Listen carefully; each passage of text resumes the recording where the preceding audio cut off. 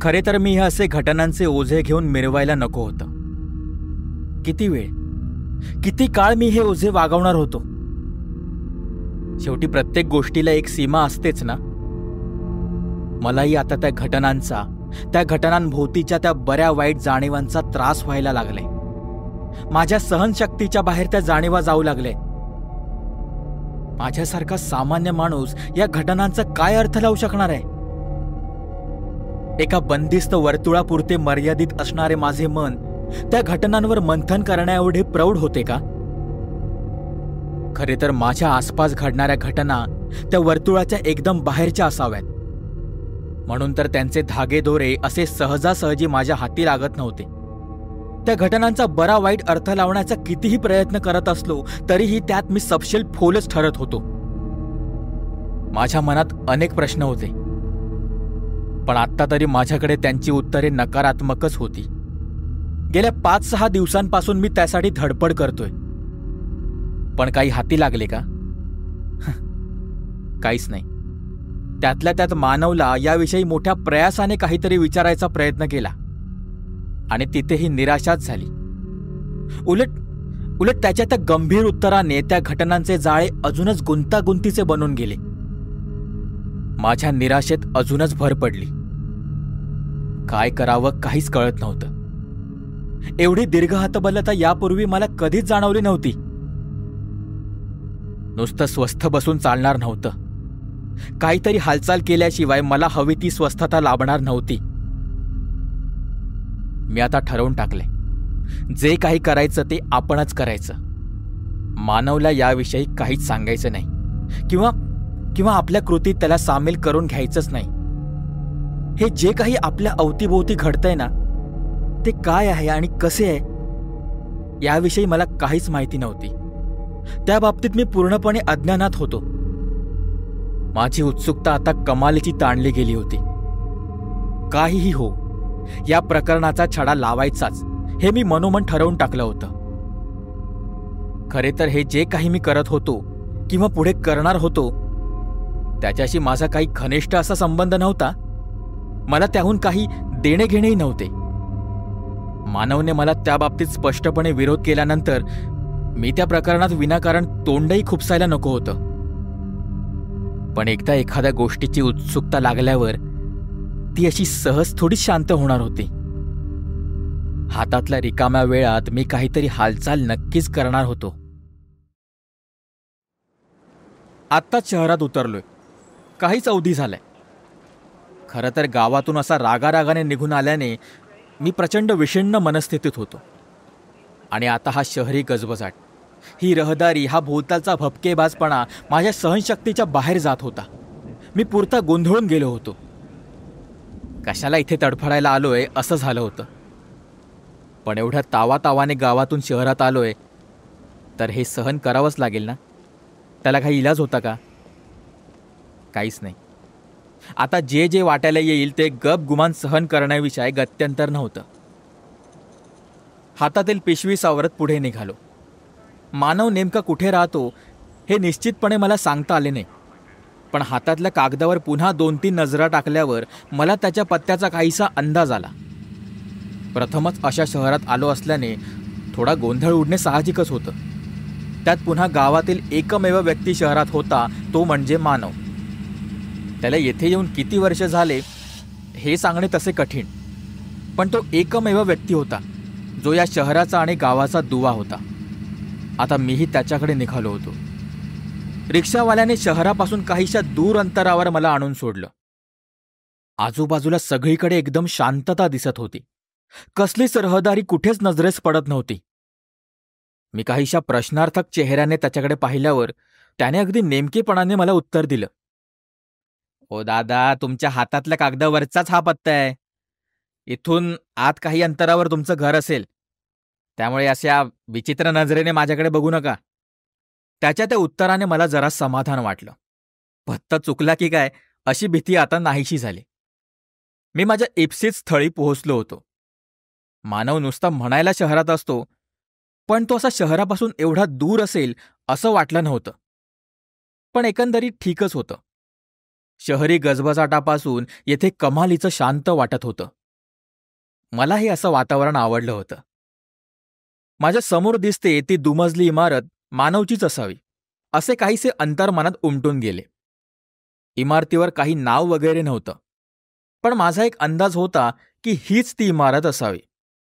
मी हातातील पिशवी सावरत इमारतीच्या खालच्या खोलीजवळ उभा होतो. खोलीचे दार लावलेले होते.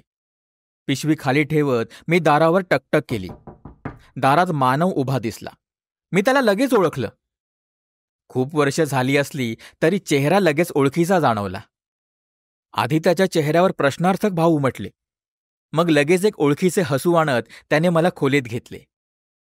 त्याने मला ओळखले होते याने मला बरं वाटलं.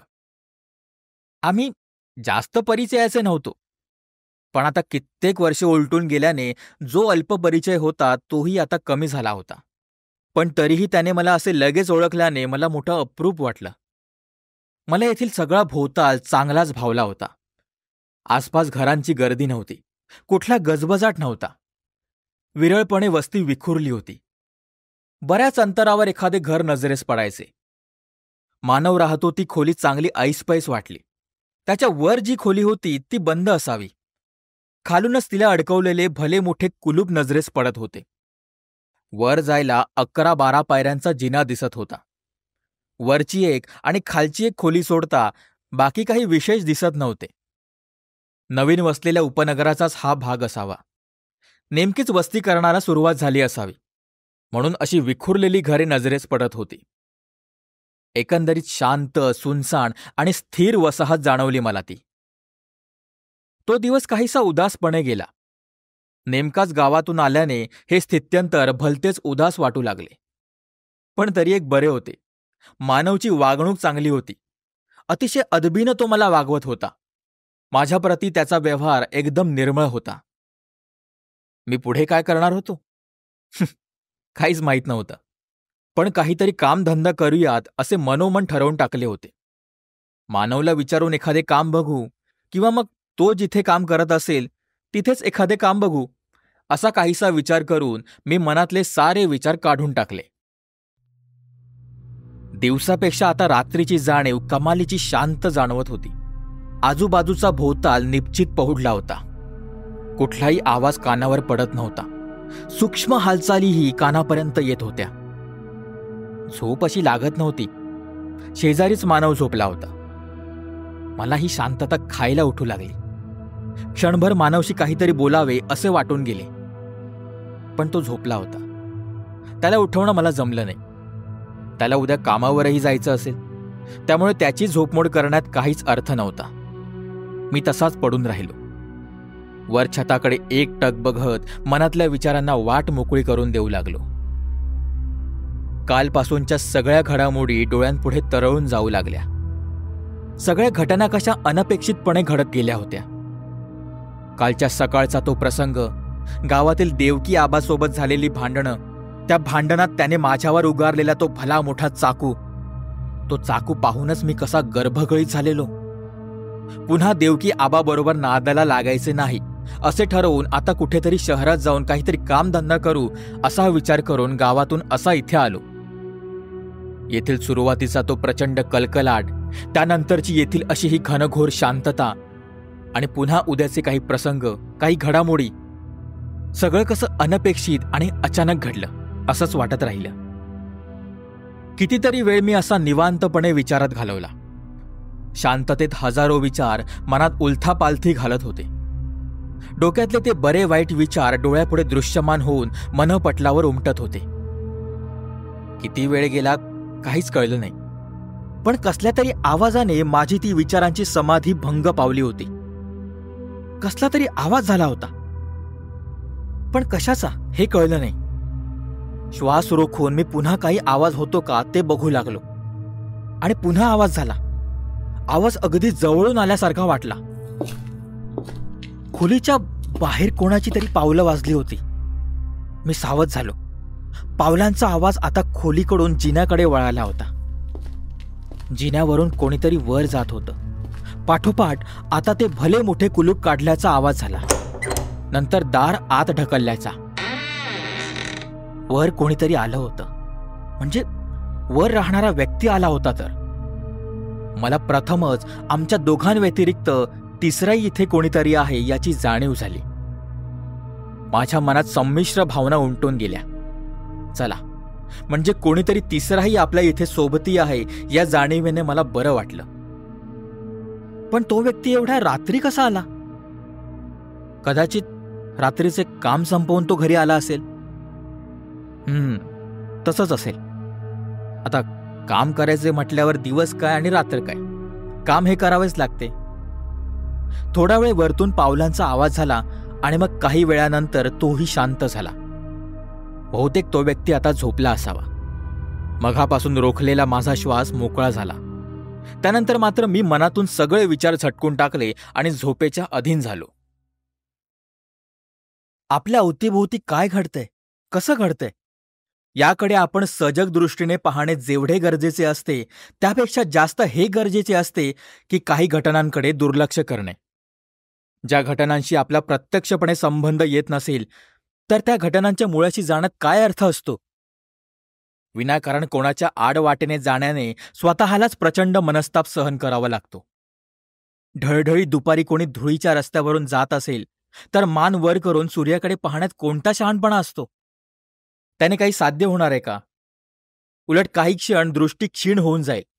डोळ्यात उन्हाचे भाले शिरतील आणि काही क्षण डोळे निश्चित केल्याशिवाय काही गत्यंतर उरणार नाही. अगदी माझेही तसेच नव्हते का? विनाकारण त्या वरच्या खोलीचे विचार मनात घोळत होते. त्या वाचून मला काही देणे घेणे नव्हते. उगाच त्या विचाराच्या गर्तेत मी गंटाळ्या खात होतो. सकाळी मुळात जाग आली ते खूप उशिराने. रात्री बराच वेळ जागत असल्याने सकाळी लवकर उठता आले नाही. मी उठलो तेव्हा 8 वाजून गेले होते. मानव कदाचित लवकर उठून कामावर निघून गेला असावा. मी झोपेत असल्याने मला तो कधी गेला हे कळलंच नाही. उन्हाचे कवडसे खोलीभर पसरून गेले होते. खोलीच्या बाहेर येऊन मी एकदा सर्वत्र नजर फिरवली. आसपास काहीच हालचाल जाणवेना. आसपास कोणी माणूस दृष्टीपथात पडत नव्हता. कसे एकदम भकासवाणे वातावरण अवतीभोवती पसरले होते. आपसुकच माझी नजर वरच्या त्या खोलीकडे गेली. खोलीला आता ते भले मोठे कुलूप अडकवलेले होते. म्हणजे कालचा माणूसही आता कामावर निघून गेलेला असावा. आपल्या उठण्या अगोदर कुलूप लावून तो कामावर गेला होता. कुठे जात असेल तो कामाला? कोणते काम करत असेल? मुळात तो व्यक्ती कसा असेल? स्त्री असेल की पुरुष असेल? तरुण असेल की वृद्ध? मनात उगीचच असे प्रश्न उमटून जात होते. मी उगाचच त्या व्यक्तीचा नको तितका विचार का करत होतो? का करतोय मी त्याचा एवढा विचार? कदाचित नुसता रिकामा वेळ असल्याने मनात हे असे विचार घोळत असतील, किंवा मग कदाचित कालच्या मध्यरात्रीच्या त्याच्या त्या हालचाली आठवल्यामुळे असे होत असेल. पण एक गोष्ट मात्र पक्की होती, मी त्या व्यक्तीचा जरा जास्तच विचार करत होतो. कदाचित त्याची सोबत आपल्याला मिळावी म्हणूनही तेच विचार डोक्यात येत असतील. असो. त्याच्या त्या कुलुपावरून नजर हटवून मी खोलीत आलो. मनातले विचार बाजूला केले. दिवसभर आता खोलीत लोळत पडण्याशिवाय दुसरे कुठलेच काम नव्हते. 2 घास कसे तरी पोटात ढकलले आणि अंथरुणात अंग टाकून दिले. पुन्हा आता वरचे छत डोळ्यांसमोर दिसत होते. त्या छताच्या वर तो राहत असेल. आत्ता ती खोली रिकामी असली तरी रात्री येऊन तो तिथे झोपत असतो. मध्यरात्री त्याच्या त्या हालचालींचा आवाज येत असतो. मी पुन्हा त्याच विचारात गुंग झालो होतो. भरकटलेल्या मनात मला ताळ्यावर आणायला थोडा वेळ लागला, पण मी एकदाचा शांत झोपी गेलो होतो. मला नव्हतं वाटलं की माझ्या या अशा साध्या सरळ प्रश्नाने मानव एवढा गंभीर होऊन जाईल. त्या प्रश्नाने त्याच्या त्या चेहऱ्यावर संमिश्र भाव पाहून मला एकदम नवल वाटलं. भीती, गोंधळ, आश्चर्य आणि विषण्ण झालेला चेहरा पाहून मी त्याला तो प्रश्न का विचारला असेल असं मला वाटून गेलं. सायंकाळी तो नेमकाच कामावरून आला होता. दिवसभराच्या रिकाम्या वेळेमुळे अंगभर शीण पसरून गेला होता. एकतर कोणी सोबतीला नसल्याने एक शब्दही कोणाशी बोलता आला नव्हता. त्यामुळे आल्या आल्या मानवशी बोलायला मी सुरुवात केली. तो काहीसा थकलेला दिसत असला तरी त्याच्याशी बोलायचा मोह मला आवरला नाही. "अरे, आज उशीर झालाय तुला. माझ्या कामाची कुठे चौकशी केलीस की नाही?" मी मोठ्या अपेक्षेने त्याला विचारले. नाही." असे अतिशय त्रोटक उत्तर त्याने दिल्याने मला काहीसे आश्चर्य वाटले. त्याचा नूर बहुतेक चांगला नव्हता, त्यामुळे तो असा बोलत असेल. मी त्याच्या बोलण्याकडे दुर्लक्ष केलं. काही विषयांतर करावे म्हणून मी सहज प्रश्न केला. "अरे, वर कोण राहायला असतो रे? मध्यरात्री मला पावलांचा आवाज आला होता. नंतर कुलूप उघडल्याचा आणि त्यानंतर दार उघडल्याचा. शेवटी वरून काही वेळ आवाज आला आणि नंतर एकदम शांतता झाली. नेमकं कोण आहे वर राहायला?" मला तर मी काय चूक केली काहीच कळलं नाही. माझ्या तो प्रश्न विचारल्याबरोबर तो एकदम चवतळून माझ्या अंगावर धावून आला. त्याचा चेहरा कमालीचा गंभीर झाला होता. त्याचा नूर बिघडलेला होता हे मान्य, पण तो असा अक्राळ विक्राळ होईल असं वाटलं नव्हतं. "हे बघ, तू नसत्या भानगडीत पडू नकोस. कोण कुठे राहतो कसा राहतो याच्या चौकशा करू नकोस. याकडे जेवढं दुर्लक्ष करशील तेवढं तुझ्यासाठी चांगलं राहील. तुला लवकरच काहीतरी काम मिळवून देतो. नीट कामाला लाग." मला हे सगळं अनपेक्षित होतं. तो एवढा आकाड तांडव करेल असे माझ्या कल्पनेतही आलं नव्हतं. कदाचित त्याने मला अगदी सौम्य भाषेत हे सांगितले असते तर त्याकडे मी कधीच दुर्लक्ष केलं असतं. माझ्या मनातही काही शंका कुशंका आल्या नसत्या. पण आधीच अतिउत्सुक असलेले माझे मन आता कमालीचे अधीर बनले होते. डोक्यात नुसते प्रश्नच प्रश्न उमटून जात होते. मानव एवढा का आकाड तांडव करतोय? किती साधा सरळ प्रश्न होता माझा. मग त्यासाठी एवढी आदळआपट कशासाठी? असा काय अतर्किक होता माझा प्रश्न? तो एवढा हवालदिल झालाय त्या अर्थी नेमके काहीतरी गूढ होते त्या प्रश्नामागे. कोणती गूढ रम्य कारण मीमांसा असावी त्याच्या मागे? मला काहीच कळत नव्हतं. त्याच्या अशा या बोलण्यावर काय व्यक्त व्हावं मला काहीच समजेना. मी हलकेच मान खाली घातली आणि शांत बसून राहिलो. तो बराच वेळ तसाच उद्विग्न मनस्थितीत होता. आम्ही दोघेही एकमेकांना काहीच बोललो नाही. पण मी आता मनात पक्क ठरवलं होतं की या विषयीच्या संदर्भात मानवला काहीच विचारायचं नाही. तो विषयच काढायचा नाही. त्याला जर तो विषय वेदनादायी वाटत असेल तर कशाला तो विषय काढून त्याला मनस्ताप द्यायचा? रात्र झाली होती. आमच्या दोघात काहीच संभाषण झालं नव्हतं. तो कदाचित अजूनही माझ्यावर नाराज होता. त्याच्या जागी तो योग्य होता. त्याच्या रागाच्या पाठीमागचे कारणही काहीतरी संवेदनशीलच असेल. त्यामुळेच तर तो असा बेचैन झाला होता. कालच्यासारखी आजही मला झोप येत नव्हती. तो कधीच झोपेच्या अधीन झाला होता. तोंडावर पांघरून घेऊन निपचित पडला होता. मला उगीचच हसू आले. त्याला मनस्ताप होईल असे त्याच्या देखत तरी वागायचे नाही असे ठरवून मीही झोपेच्या अधीन होऊ लागलो. तोच कालचा तो आवाज आला. कालचीच वेळ झाली असावी. मध्यरात्र उलटून काहीच अवधी झाला होता. कालच्या वेळेला तो आला होता. आता मला नेमकेपणाने नाही सांगता येणार तो आहे की ती, पण कदाचित तोच असावा. आवाजाचा क्रम कालच्या सारखाच आला. आधी पावलांचा आवाज आला, पुन्हा तो आवाज जिन्याकडे वळाला. त्यानंतर तो कुलूप उघडल्याचा आवाज झाला, पुन्हा दार ढकलल्याचा आणि शेवटी वरून काही वेळ पावलांचा इकडून तिकडून फिरल्याचा आवाज येऊ लागला. आणि त्यानंतर ती शांतता. सगळे काही जवळपास कालच्या सारखेच घडले होते. कदाचित त्याचा तो नित्यक्रम असावा, म्हणून त्याच्या कृतीत रोज एवढी समानता येत असावी. माझी उत्सुकता चांगलीच चाळवली होती. असेच ताडकन उठावे आणि वर खोलीत जाऊन पाहावे. तो नेमका कोण आहे त्याला विचारावे, तू कोण आहेस, काय करतोस, एवढ्या रात्री काय येतोस? पण यापैकी मी काहीच करू शकलो नाही. उत्सुकता तर फार होती, पण लगेच मघाचे मानवचे बोलणे आठवले. मी सहज त्याच्यावर नजर टाकली. तो आपल्या आरामात झोपलेला होता. त्याने मला नसत्या भानगडी करायला स्पष्टपणे विरोध केला होता.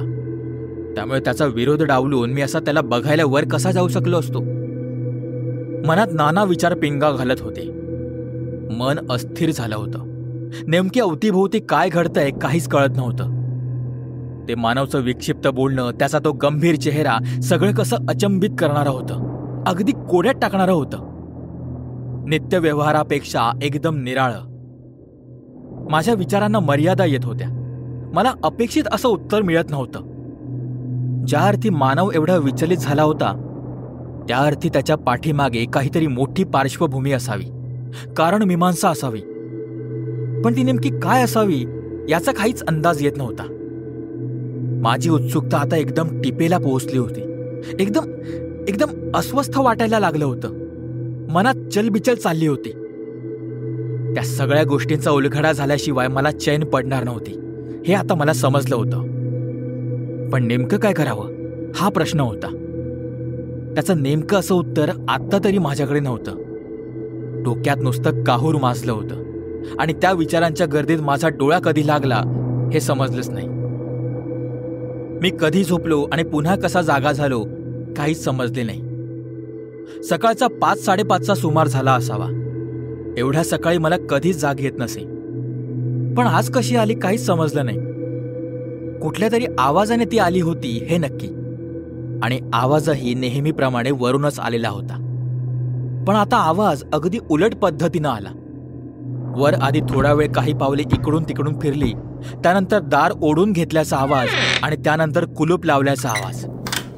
मी एकदम सावध झालो. झटदिशी मानवकडे नजर टाकली. तो झोपलेला होता. तो अजून अर्धा पाऊण तास उठण्याची शक्यता नव्हती. मला चांगलीच संधी चालून आली होती. माझ्या हातात जास्त वेळ नव्हता. तो वरचा व्यक्ती काहीच अवधीत खाली येणार होता. त्याला पाहण्याची मी संधी सोडणार नव्हतो. कोवळा अंधार आजूबाजूला पसरलेला होता. प्रकाश अपुरा असला तरी 8-9 फुटांवरचे स्पष्ट दिसेल एवढा गडद होता.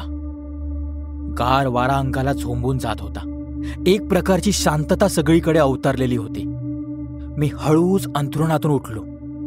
हलकेच दरवाजा उघडला.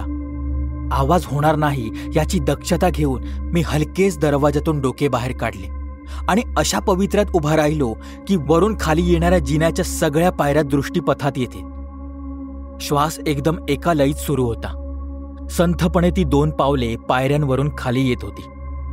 काळ्या गडद रंगाचे ते उंच पोटरीपर्यंतचे बूट, तशाच काळ्या रंगाची घट्ट विजार आणि तसाच गडद काळ्या रंगाचा गुडघ्यापर्यंत खाली आलेला कोट, हे सगळे क्रमाक्रमाने माझ्या नजरेसमोर येत होते. आणि सगळ्यात शेवटी नजरेस पडला त्याचा तो पांढरा चेहरा. चेहरा नव्हताच तो. चेहऱ्यावर पांढरा मुखवटा चढवलेला होता.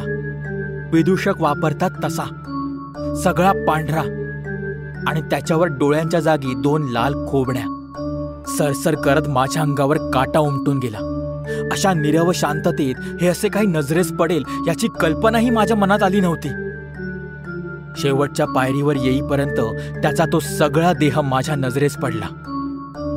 सगळा देह काळ्या कपड्यात झाकला गेला होता. चेहऱ्याच्या जागी तो पांढरा मुखवटा, त्यावरचे ते 2 लाल डोळे.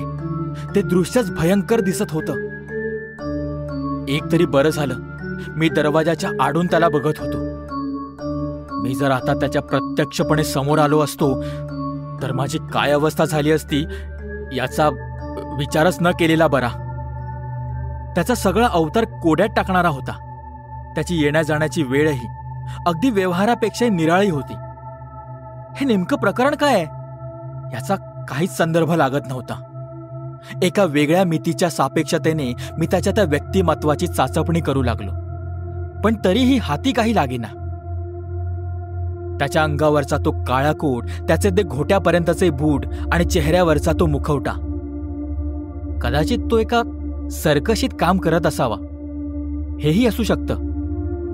कदाचित सर्कशीचे प्रयोग सकाळी लवकर सुरू होत असावेत आणि रात्री उशिरापर्यंत चालत असावेत, म्हणून हा असा अवतार परिधान करून जात असावा. ते काहीही असो, त्याने मला चांगलेच अचंबित केले होते. त्याच्याविषयी मनात एक अधीरता दाटून आली होती. मी अजूनच त्याच्या व्यक्तिमत्वाच्या जवळ पोहोचलो होतो. त्याच्याविषयी ओढ आता कित्येक पटींनी वाढली होती. ती ओढ कशी होती हे मला सांगता आलं नसतं. चांगली वाईट ती कशीही असो, पण पण त्याच्याविषयी आता मला प्रचंड कुतूहल निर्माण झालं होतं. त्याने मला आता संभ्रमात टाकलं होतं. त्याच्या मुखवट्या आडचा तो चेहरा मला पाहायचा होता. त्याने मला भुरळ घातली होती. माझ्या मनात चाललेल्या त्या अनेक उलथापालथी मला मानवपासून लपवायच्या होत्या. कारण त्याला या गोष्टी समजल्या असत्या तर तो माझ्यावर प्रचंड चिडला असता. रागाच्या भरात त्याने मला इथून जायला सांगायलाही कमी केलं नसतं. त्यामुळे मी त्याला यातलं काहीच सांगणार नव्हतो. मी इथे या शहरात आलो होतो तो कशासाठी, हा प्रश्न आता कधीच मागे पडला होता. माझा आता सगळा मनोव्यापार आता त्या मुखवटाधारी व्यक्तीनं व्यापला होता. माझे कशातच लक्ष लागत नव्हते. मनातली बेचैनी सारखी वर उफाळून येत होती. मी असा का वागत होतो माझं मलाच कळत नव्हतं. मी माझ्याच आवाक्याबाहेर जात आहे अशी काहीशी जाणीव मला व्हायला लागली होती. कशाचा तरी हळूहळू परिणाम माझ्या एकूण व्यक्तिमत्वावर होत चाललाय ही अनुभूती मला आता प्रकर्षाने होत होती. कितीही उत्सुकता, मी कशासाठी एवढी धडपड करत होतो, तेही मानवने असा प्रखरपणे विरोध केल्यावरही मला माझ्या कुठल्याच प्रश्नाचं उत्तर मिळत नव्हतं. पण माझ्या या अवतीभोवतीच्या घटनेचे कोडे मात्र हळूहळू सुटत चालले होते. आधी एकदम अपरिचित असलेला तो आता निदान दृष्टीसमोर तरी आला होता. भले त्यावर मुखवटा चढवलेला असेल, पण त्याचे ते एकूण आकारमान तरी आता मला ठाऊक होते. प्रकरणाची सुरुवातीची उकल तरी मला झालेली होती. आजची सायंकाळ काहीशी आनंदाची वाटून गेली.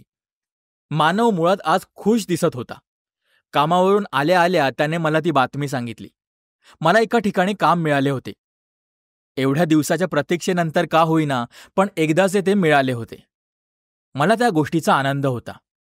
पण त्याहीपेक्षा मानव आज खुशीत होता याचं मला मोठं अप्रूप वाटत होतं. त्याच्या कालच्या त्या माझ्याप्रती व्यवहाराने माझा चांगलाच हिरमोड झाला होता. पण आजच्या त्या आनंदाने मला बरं वाटून गेलं. दुसरी गोष्ट म्हणजे मी आज तो मुखवटा पाहिला होता. एकंदरीत आजचा दिवस चांगलाच सुदैवी ठरला होता. आता फक्त एक काम बाकी होतं. तेवढं झालं की मग मी मोकळा होणार होतो. मग निवांतपणे कामाला लागून या सगळ्या भानगडीतून मुक्त होणार होतो. आज सगळ्या गोष्टी चांगल्या घडल्या होत्या. त्यामुळे आजच ते काम पूर्ण करू असा काहीसा विचार मनात घोळू लागला. नेहमीप्रमाणे सगळे नित्यनियम उरकून आम्ही दोघेही अंथरुणात पडलो होतो. मानवने आज मला काहीच वेडंवाकडं बोलणं केलं नाही. तो आज भलताच खुश होता. मला काम मिळालं याचा आनंद त्याला माझ्यापेक्षा जास्त झालेला होता. काही वेळातच तोंडावर पांघरून घेऊन तो निवांतपणे झोपी गेला. मला हायसं वाटलं. तो झोपला म्हणजे मी माझं काम करायला मोकळा होतो. आता सगळा वेळ रिकामा होता. फक्त मध्यरात्र होण्याची वाट बघत बसावं लागणार होतं. अजूनही मनात प्रश्न उमटत होता. आपण हे सगळं का करत आहोत? खरं तर त्याचं उत्तर एकच होतं. केवळ उत्सुकतेपोटी. बस एवढंच, बाकी काही नाही. हळूहळू रात्र धीम्या गतीनं पुढे सरकत होती. वर छताकडे बघत मी एक एक क्षण मागे टाकत होतो. पलापलाने अधीरता वाढत होती. घड्याळाच्या काट्यांबरोबर माझी स्पंदने गोल गोल फिरू लागले. श्वास स्थितीज ऊर्जेसारखा देहात सामावला जाऊ लागला. मी प्रचंड उत्सुकतेने मध्यरात्रीची वाट पाहू लागलो. असे एकदम उठावे, हा काळाचा प्रहर दोन्ही हाताने जोर लावून पुढे ढकलावा, तो मध्यरात्रीच्या आसपास आणून सोडून द्यावा, असे हास्यास्पद विचारही मनात तरळून जाऊ लागले. शरीरातील हजारो लाखो पेशी ताठपणे उभ्या राहून त्याच्या येण्याची वाट पाहू लागल्या. माझे शरीर या अंथरुणात पहुडलेले असले तरी त्याच्या अंतर्गत उत्सुकतेच्या किती किती बंडाळ्या माजू लागल्या हे माझे मलाच माहीत. अखेर तो क्षण नजीक येऊन ठेपला होता. घड्याळांचे दोन्ही लहान मोठे काटे एकमेकांवर आले होते. मध्यरात्र झाली होती. आता कोणत्याही क्षणी त्याच्या पावलांचा आवाज माझ्या कानात शिरला असता. हळूहळू कानाच्या संवेदना सावध होऊ लागल्या. सगळे लक्ष पावलांच्या आवाजाकडे लागले होते. त्यानंतर क्षण दोन क्षणच गेले असतील. काहीतरी सूक्ष्म हालचाल बाहेर जाणवली. कोणीतरी इकडे येत असल्याची जाणीव सरसर करत मेंदूपर्यंत गेली. माझे सर्व अंग ताठ झाले. शरीराने आपोआप पूर्वतयारीचा पवित्रा घेतला आणि तो आवाज कानावर पडला. बाहेर पावलं वाजली होती. 1, 2, अशी पावलं पडली होती. सरळ पडणारी पावले आता डावीकडे वळून जिन्याकडे निघाली होती. एक एक पायरी पार केली जात होती. खोलीपर्यंतचे अंतर कमी केले जात होते. खडखड असा कुलूप उघडल्याचा आवाज झाला, म्हणजे त्याने एकदाचे कुलूप उघडले होते. आता ते दार हळूहळू आत जाणार होते. मी स्तब्धपणे दार आत ढकलण्याची वाट बघत होतो. अखेर त्याने दार आत ढकलले होते. आता तो खोलीत गेला होता. पुन्हा दार आतून बंद केल्याचा आवाज आला. आता येथून पुढे माझी बारी होती. माझे काम सुरू होणार होते. मी झटदिशी पांघरून बाजूला केले. एकवार मानवकडे नजर टाकली. तो पांघरून डोक्यावर घेऊन निश्चित पडला होता. मी दाराजवळ गेलो. हलकेच दार उघडले. माझा श्वास आता वाढला होता. हृदयाची स्पंदने आता गतीने पडत होती. मी जिन्यावर आलो. त्या जिन्याची एक एक पायरी चढताना मला मोठे प्रयास पडू लागले. श्वास थांबवून मी वरची चाहूल घेऊ लागलो. वर कमालीची शांतता जाणवू लागली. अखेर मी सगळ्या पायऱ्या चढून दाराजवळ पोहोचलो होतो. आता केवळ त्याच्या आणि माझ्यामध्ये तेवढे दार होते. तो दारा आत होता आणि मी दारा बाहेर. आतून आता काहीतरी आवाज येत होता. तो कदाचित इकडून तिकडे खोलीत फिरत असेल. मी आजूबाजूला नजर टाकली. माझ्याकडे काही अंतरावर खिडकी होती. मी पावलांचा आवाजही न होऊ देता त्या खिडकीजवळ गेलो. एव्हाना आत रात्र गडद जाणवायला लागली होती. आजूबाजूला फक्त घनघोर शांतता पसरली होती. हे सगळे बदल माझ्या विरोधात जात आहेत असं जाणवू लागलं. रात्रीचे रूप पालटले जात होते. तिच्यातला नैसर्गिकपणा कमी कमी होत होता. आजूबाजूचा तणाव वाढू लागला. सजीव हालचाली हळूहळू कमी होत होत्या. हजारो लाखो श्वास एकदम रोखले गेले होते अशी जाणीव मनात उमटू लागली. वारा कधी थांबलाय हेही कळलं नाही. मी खिडकीतून आत नजर टाकली. आता ती काळी आकृती अस्थिरपणे हलत होती. तोच तो सकाळचा पोशाख तिच्या अंगावर होता. तिची ती पाठमोरी आकृती त्या काहीशा मंद उजेडातही मला स्पष्टपणे दिसत होती. आता तो आपल्या अंगावरचे कपडे काढत होता. त्याने बूट काढला. ती घट्ट विजार काढली आणि तो काळा कोटही काढून टाकला. आता मला अस्पष्ट दिसू लागले. धुसर हालचाल जाणवू लागली. त्याच्या शरीराचा भाग दृष्टीपथात येत नव्हता. तोंडावरचा मुखवटा मात्र त्याच्या त्या पांढऱ्या रंगामुळे दिसत होता. माझा श्वास स्थिर होता. त्याने उजवा हात वर केला होता. तो तसाच चेहऱ्याजवळ आणत त्याने एकदम तो मुखवटा बाजूला केला आणि क्षणात ते घडले होते. त्याने कधी तो मुखवटा काढला आणि कधी तो मागे वळून सरकन माझ्या अगदी चेहऱ्याजवळ आला हेच कळलं नाही. आमच्या दोघांच्या चेहऱ्यामध्ये त्या खिडकीच्या गजांचे माध्यम असले तरी तो एवढ्या चपळाईने माझ्याजवळ आला होता की मला क्षणभर कशाचाच बोध झाला नाही. 2-3 क्षण निघून गेले आणि एकदम मला जाणीव झाली. अंगावर हजारो काटे तत्क्षणी उभे राहिले. शरीरातील रक्त उकळते झाले. मी शेकडो मैल वेगाने पायऱ्यांवरून खाली धावत येत होतो. पाय विजेच्या गतीनं खोली जवळ करत होते. मी धाडदिशी दरवाजावर आदळलो गेलो. मला त्याची पर्वा नव्हती. मला सुरक्षित जागी जायचे होते आणि माझ्या खोलीशिवाय दुसरी कुठलीही जागा मला त्या क्षणी सुरक्षित जाणवली नाही. माझ्या मेंदूतले विचार ठप्प झाले होते. भीती सोडता सगळ्या संवेदना लोप पावल्या होत्या. मी तोंडावर पांघरून घेऊन अंथरुणात शिरलो होतो. स्वतःभोवती त्या पांघरुणाचे कवच निर्माण केले होते. पण दुसऱ्याच क्षणी पुन्हा ती जाणीव झाली. मी एका झटक्यात पांघरून बाजूला केले आणि थरथरत्या हाताने मानव झोपला होता तेथील पांघरून दूर करू लागलो. मला माहीत होतं त्या पांघरुणाखाली मानव नसणार आहे. ती जागा रिकामी असणार आहे. मुळात मानवची ही जागा कधीच मोकळी झालेली होती. फक्त ती मला आज जाणवली. तो कधी या खालच्या खोलीत नव्हताच. त्याची जागा तर वर होती. वरच्या खोलीत तो तिथेच राहत होता, त्या मुखवट्या आड. हळूहळू त्या खोलीचे रूप दृश्यमान होऊ लागले. इथे सर्वत्र पांढरी धूळ पसरलेली होती. पालापाचोळा सर्वत्र विखुरलेला होता. खोलीत असणाऱ्या मोजक्या वस्तूंवर पांढरे सफेद कापड झाकलेले होते. कित्येक वर्षांपासून तिथे सजीव राहत असेल याचे काहीच निशाण दिसत नव्हते. मी धडपड करून स्वतःला वाचवण्याचा प्रयत्न म्हणून खोलीबाहेर पडायचा प्रयत्न करू लागलो.